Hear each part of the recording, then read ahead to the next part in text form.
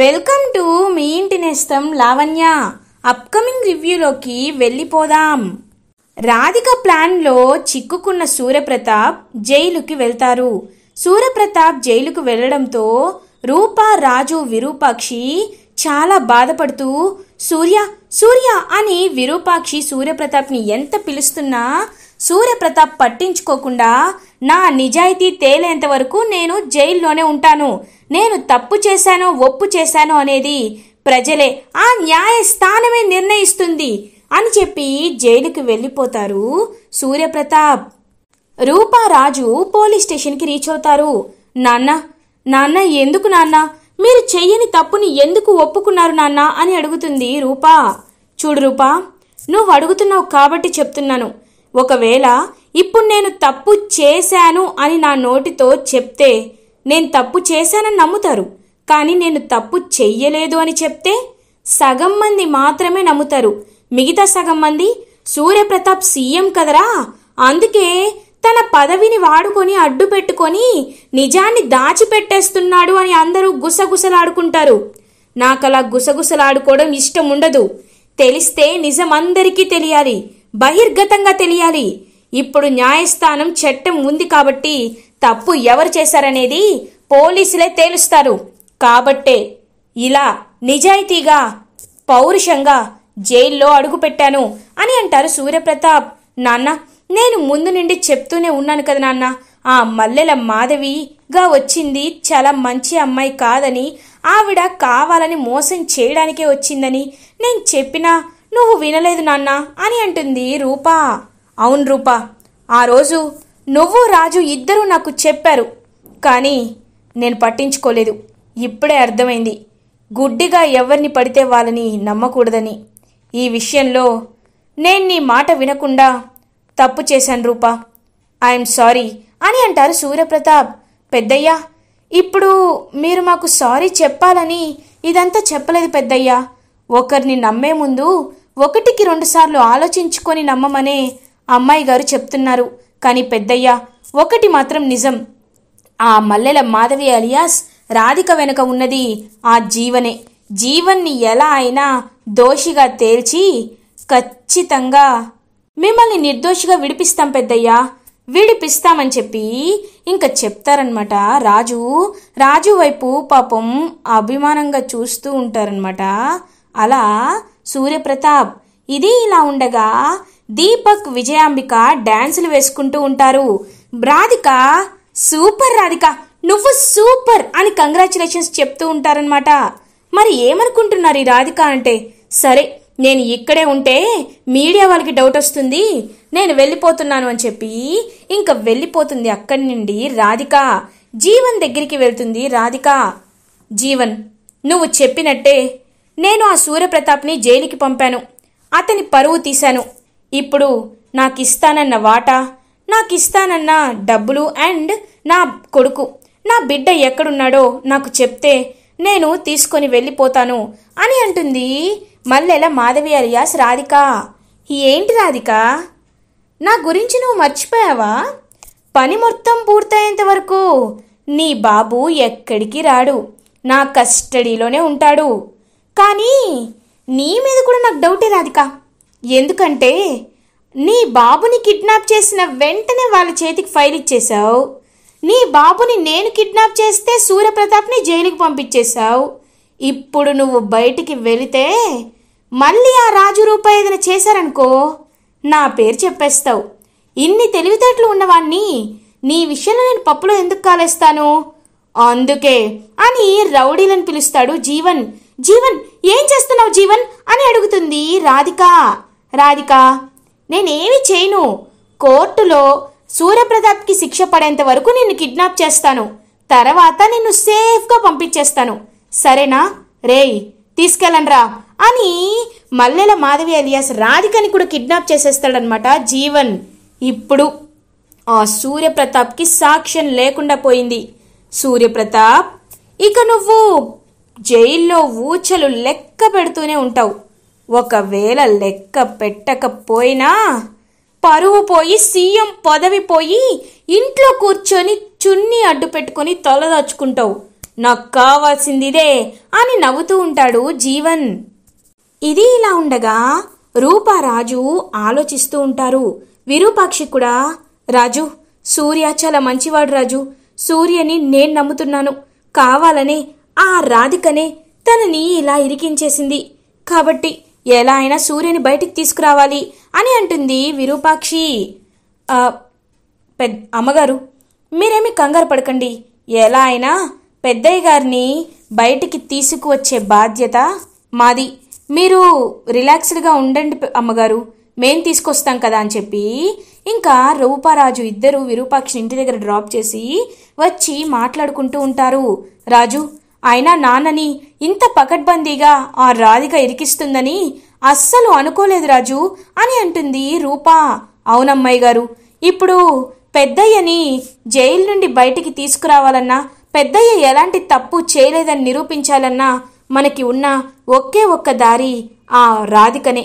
రాధిక ఇంటి దగ్గరికి వెళ్ళి చూసొచ్చానమ్మాయి గారు, కానీ రాధిక అక్కడ లేదు అని అంటాడు రాజు. ఇంక ఎక్కడుంటుంది రాజు, తన పని అయిపోయింది కాబట్టి వేరే ఊరు వెళ్ళిపోయిందేమో అని అంటారు.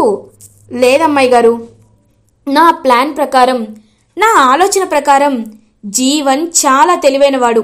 జీవన్ ఆ రాధికని వదిలిపెట్టడు. ఎందుకంటే రాధిక మళ్ళీ మనకి దొరికితే ప్రమాదం కదా అమ్మాయి గారు. అందుకే నాకెందుకో రాధికని కూడా కిడ్నాప్ చేశాడనిపిస్తుంది అని అంటారు రాజు. నువ్వు చెప్తుంటే నాకు కూడా నిజమే అనిపిస్తుంది రాజు అని అంటుంది రూపా.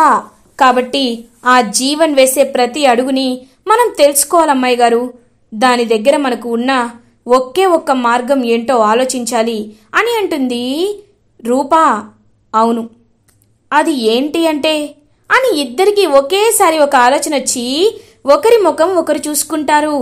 ఇది ఇలా ఉండగా మా మావయ్య జైలుకి వెళ్ళిపోయాడని చెప్పి ఇంకా దీపక్, విజయాంబిక ఇద్దరూ సంబరాలు చేసుకుంటూ ఉంటారు. అమ్మయ్య మమ్మీ, ఇంకా మనకి రాజయోగం వచ్చేసింది మమ్మీ. మావయ్య జైలుకి పోయాడు, ఆ జీవన్ వదిలిపెట్టడు. అట్నిండటు మావయ్యని పైకి పంపించేయడమో లేకపోతే మావయ్య అవమానంతో కుమిలిపోయేలా చేయడమో చేస్తాడు. ఈలోపు మావయ్య జైలు నుండి బయటకు వచ్చేలోపు మనం ఖచ్చితంగా ఎంతో కొంత ఈ ఆస్తిలోండి కొట్టేయాలి మమ్మీ అని అంటాడు దీపక్. ఇదంతా దూరం నుంచి మందారం చూస్తూ ఉంటుంది. ఛీ, ఈ పాపాత్ముల వల్లే పెద్దయ్య గారు జైలుకు వెళ్లారు. మీలాంటి దుర్మార్గుల్ని ఇంట్లో రానిచ్చారు చూడు, అది పెద్దయ్య చేసిన తప్పు. కానీ మిమ్మల్ని మాత్రం దేవుడు ఊరికే వదిలిపెట్టడు. ఛీ అని అక్కడి నుండి వెళ్ళిపోతుంది మందారం. నువ్వు ఎక్కడికి వెళ్ళినా మాకు అవసరం లేదు, మేమనుకుంది జరిగింది, మా పగ తీరింది అని చెప్పి హ్యాపీగా ఫీల్ అవుతారనమాట దీపక్ అండ్ విజయాంబిక. అప్పుడే కరెక్ట్గా ఇంకా ఫోన్ కాల్ వస్తుంది దీపక్కి. మమ్మీ, జీవన్ కాల్ చేస్తున్నాడు మమ్మీ అని అంటాడు దీపక్. ఇంకేంట్రా, లిఫ్ట్ చేయి అని అంటుంది విజయాంబిక. హలో దీపక్ అని అంటాడు జీవన్. హలో జీవన్, మేమే నీకు కాల్ చేయాలనుకుంటున్నాం, నువ్వు మాకు కాల్ చేసావు. Thank you so much Deepak, మా పగ తీరేలా చేశావు అని అంటాడు దీపక్. దీపక్, మనం ఒక ముఖ్యమైన విషయంపై మాట్లాడుకోవాలి, కాబట్టి నువ్వు నా దగ్గరికి వస్తావా అని అడుగుతాడు జీవన్. ఇప్పుడే రావాలా, రేపు పొద్దున్నైనా రావచ్చా అని అడుగుతారు. అది నీ ఇష్టం, కానీ ఒకటి, మనం ఎప్పుడూ కలిసే సీక్రెట్ ప్లేస్కే నువ్వు రావాలి అని చెప్తారు జీవన్. ఓకే జీవన్, రేపు నేను మమ్మీ బయలుదేరుతామని చెప్పి ఇంకా కాల్ కట్ చేస్తాడనమాట దీపక్. మమ్మీ, మనతో జీవన్ ఏదో ముఖ్యమైన విషయం మాట్లాడాలంట, కాబట్టి జీవన్ దగ్గరికి వెళ్ళాలి మమ్మీ అని చెప్తారు. ఇంకలా జీవన్ అయితే వెయిట్ చేస్తూ ఉంటాడు ఎప్పుడెప్పుడు వస్తారా అని. ఇది ఇలా ఉండగా మార్నింగ్ అవుతుంది. దీపక్, విజయాంబిక జీవన్ ఫోన్ కాల్లో చెప్పిన ప్లేస్కి బయలుదేరుతారు. బయలుదేరి చూసేసరికి అక్కడ రూప, రాజు ఉంటారు. ఒక్కసారిగా దీపక్, విజయాంబిక ఇద్దరు షాక్ అయిపోతారు. వీళ్ళేంటి ఇక్కడ అని. ఫేస్ ఏంటి దీపక్ అలా పెట్టావు అని అడుగుతుంది రూప. మీరేంటి ఇక్కడ అని అడుగుతాడు దీపక్. మేమిక్కడ ఎందుకున్నామో తెలియాలంటే నీకు ముందు ఆ ఫోన్ కాల్ ఫేక్ అని తెలియాలి. ఏంటి, జీవన్ మాకు ఫేక్గా ఫోన్ చేశాడా అని అడుగుతుంది విజయాంబిక. అవునత్తయ్యా, మాకు తెలుసు. ఆ జీవన్ బయటికి రావాలంటే మాకున్న ఏకైక దారి మీరిద్దరేనని. అందుకే నేను రాజు ప్లాన్ చేసి కొన్ని యాప్స్ ద్వారా మేమే జీవన్ వాయిస్ లాగా మీతో మాట్లాడాం. ఇప్పుడు మీరు మా వలలో చిక్కుకున్నారు అని గట్టిగా ఇంకా దీపక్ని పట్టుకుంటాడనమాట. రాజు విజయాంబికని పట్టుకుంటుంది. రూపా, మర్యాదగా ఫోన్ చేయండి. ఫోన్ చేసి ఆ జీవన్ని రాఘవ ఎక్కడున్నాడు, రాధిక ఎక్కడుంది అనే విషయాన్ని కనుక్కోండి. లేకపోతే అని అంటాడు రాజు. కనుక్కోకపోతే ఏం చేస్తావు అని అంటాడు రాజు. చెంప పగలగొడతాడు. అలా ఇంకా దీపక్ చెంప పగలగొడతాడు రాజు. ఒక్కసారిగా దీపక్ షాక్ అయిపోతాడు. నీకెంత ధైర్యం ఉంటే నన్ను కొడతావా అని అంటాడు. దీపక్, నిన్ను కొట్టడానికి ధైర్యం ఏంట్రా, నా చెయ్యుంటే సరిపోద్ది అని చెప్పి పటా పటా ఇంక కొడుతూ ఉంటాడు దీపక్ని రాజు. మమ్మీ, ఏంటి మమ్మీ వీడు నన్ను ఇలా కొడుతున్నాడు అని అడుగుతారు. దీపక్, రే దీపక్, నా ప్రాణాలు కూడా పోయేటట్టున్నాయిరా, నువ్వే ఎలా అయినా మనల్ని కాపాడాలరా అని అంటారు. సరే, మీరు చెప్పినట్టే చేస్తాను. వాళ్ళు ఎక్కడున్నారో తెలియాలంతే కదా. ఇప్పుడే జీవన్కి కాల్ చేస్తాను అని చెప్పి ఇంకా కాల్ చేస్తాడనమాట. ఇంకా అలా రాజు రూప ఇద్దరు పాయింట్ బ్లాంక్లో గన్ పెడతారనమాట దీపక్కి. ఇంకా దీపక్ అలా స్పీకర్ ఆన్ చేసి మాట్లాడుతూ ఉంటాడు. హలో జీవన్ అని అంటారు. ఏంటి దీపక్, మీ పగ చల్లారింది కదా, ఇప్పుడు మీరు హ్యాపీయేనా అని అడుగుతారు. చాలా చాలా హ్యాపీగా ఉన్నాం జీవన్. అవును, ఆ రాధికని నువ్వు వదిలేసావా అని అడుగుతాడు. ఎలా వదిలేస్తాను దీపక్, ఆ రాధిక ఇప్పుడు బంగారు బాతు లాంటిది. ఒకవేళ మళ్ళీ తను రాజు రూపల కంటపడితే ఖచ్చితంగా నా పని అయిపోతుంది. అందుకే తనని కూడా ఎక్కడైతే రాఘవని కిడ్నాప్ చేశానో అక్కడే దాచిపెట్టాను అని అంటాడు జీవన్. జీవన్, నీకొకటి చెప్పాలి. రూపారాజులు చాలా షార్ప్గా ఉన్నారు. వాళ్ళు ప్లేస్ని ఖచ్చితంగా కనిపెట్టేసేలాగే ఉన్నారు. కాబట్టి నువ్వు వాళ్ళ ప్లేస్ మార్చేసే జీవన్ అని అంటాడు దీపక్. ఇప్పటికిప్పుడు మార్చాలంటే సరే, మనకి తెలిసిన ఒక ప్లేస్ ఉంది కదా, అక్కడికి షిఫ్ట్ చేస్తాలే అని కాల్ కట్ చేస్తాడు జీవన్. వాళ్ళు ఆ ప్లేస్కి షిఫ్ట్ చేస్తున్నారు అని చెప్తాడు దీపక్. ఇప్పుడు ప్రాణాలతో బ్రతికిపోయారు. ఇంకొకసారి ఇలాంటి తప్పుడు వాళ్ళ వైపు నించొని మళ్ళీ పెద్దయ్య గారి పరువు తీయాలని ప్రయత్నించారో ఇప్పుడు గన్ మాత్రమే గురిపెట్టా, తర్వాత ప్రాణాలు తీసేస్తా అని చెప్పి గట్టిగా వార్నింగ్ ఇచ్చి వెళ్ళిపోతారనమాట రూప అండ్ రాజు. అమ్మయ్యా, నిమిషాల్లో ప్రాణాల మీదకి వచ్చింది మమ్మీ అని అంటాడు దీపక్. అవును దీపక్, కొంచెం ఉంటే మన ప్రాణాలే పోయేవి. ఈ విషయం ఇప్పుడు జీవన్తో చెప్దామన్నా మన ఫోన్లు కూడా లాక్కెళ్ళిపోయారు కదా అని చెప్పి ఇద్దరు ఇంకా డల్గా ఇంటికి రీచ్ అవుతారు. మందారం, ఇప్పుడు మీ ఫేసులు చాలా బాగున్నాయి. పెద్దయ్య గారిని జైల్లో ఎక్కువ రోజులుంచి ఆస్తి కొట్టేయాలనుకున్నారు కదా, అందుకే రాజన్న రూపలకి నేనే మీ విషయాన్ని ఫోన్ చేసి చెప్పా. వాళ్ళు మిమ్మల్ని కిడ్నాప్ చేశారు. ఇప్పటి నుండైనా కుదురుగా బుద్ధిగా ఉండండి అని చెప్పి అక్కడి నుండి వెళ్ళిపోతుంది మందారం. మందారం వైపు కోపంగా చూస్తూ ఉంటారు దీపక్, విజయాంబిక. ఇది ఇలా ఉండగా జీవన్ ఎక్కడైతే రాధిక అండ్ రాఘవని కిడ్నాప్ చేసి పెడతారో ఆ ప్లేస్కి వస్తాడు. వచ్చి, రే, ఈ ప్లేస్ రాజు రూపలకి తెలిసిపోయిందంట, త్వరగా ప్లేస్ మార్చండి అని వాళ్ళిద్దరిని బయటికి తీసుకువెళ్లేలోపు అక్కడ రూప ఉంటాడు. ఒక్కసారిగా రాజుని చూసి రూపాన్ని చూసి షాక్ అయిపోతాడనమాట జీవన్. ఏంటి జీవన్, నీ మాస్టర్ ప్లాన్ని మేమెలా తిప్పికొట్టామని ఆలోచిస్తున్నావా? ఇక్కడ ఉన్నది కేవలం రాజు మాత్రమే కాదు, రాజుతో పాటు అమ్మాయి గారు కూడా ఉన్నారు. ఇంకా నువ్వు దేవుడి దగ్గర కూడా తప్పించుకోలేవని చెప్పి అలా ఇంకా గట్టిగా కాలర్ పట్టుకుంటాడు రాజు జీవన్ది. ఇంకా జీవన్ తప్పించుకోవాలని ప్రయత్నిస్తే జీవన్ని గట్టిగా ఇంకా పట్టుకొని అలా ఇంకా లాక్కు వెళ్తూ ఉంటాడు కొట్టి రాజు. ఇటువైపు రాధికని అండ్ రాఘవని వచ్చి కట్లు విప్పి విడిపిస్తుంది రూపా. ఇది ఇలా ఉండగా సూర్యప్రతాప్ని కోర్టుకి తీసుకువెళ్తారు. ఇంకలా కోర్టుకి తీసుకువెళ్ళి సూర్యప్రతాప్నైతే బోన్లో నిలబడమంటారు.